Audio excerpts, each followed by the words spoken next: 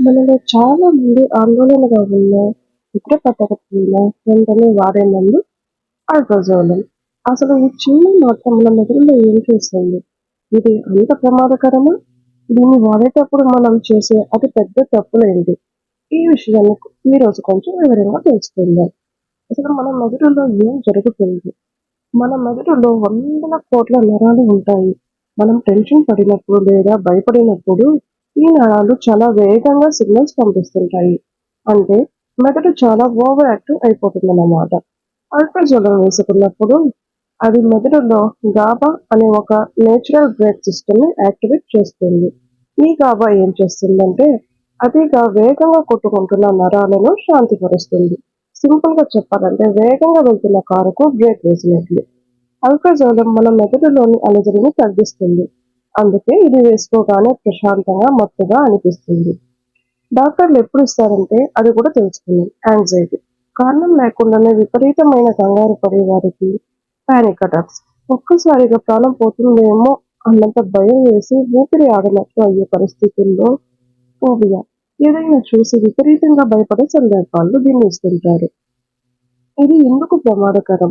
అసలైన పాయింట్ ఇక్కడే ఉందండి, జాగ్రత్తగా వినండి. ఈ మందును ఒక వారం లేదా 10 రోజులు వాడితే పర్లేదు. కానీ నెలల తరబడి వాడితే మన మెదడు దీనికి అలవాటు పడిపోతుంది. దాన్ని టాలరెన్స్ అంటారు.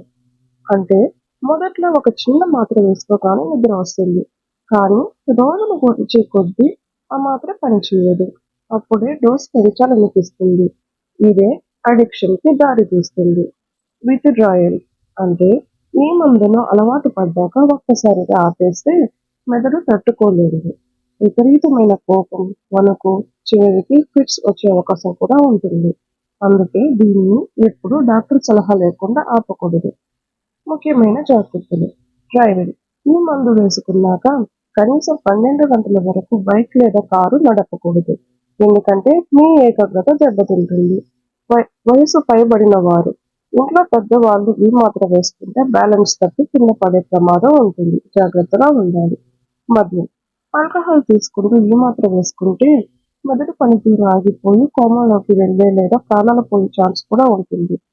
చివరిగా నేను చెప్పేదేంటంటే అల్ట్రాజోలం ఒక మంచి మందు. కానీ అది కేవలం డాక్టర్ పర్యవేక్షణలో ఉన్నప్పుడు మాత్రమే. మనసు ప్రశాంతంగా లేకపోతే యోగా, మెడిటేషన్ వంటివి ప్రయత్నించండి. కానీ సొంతంగా ఇలాంటి మత్తులు వేసుకోకండి.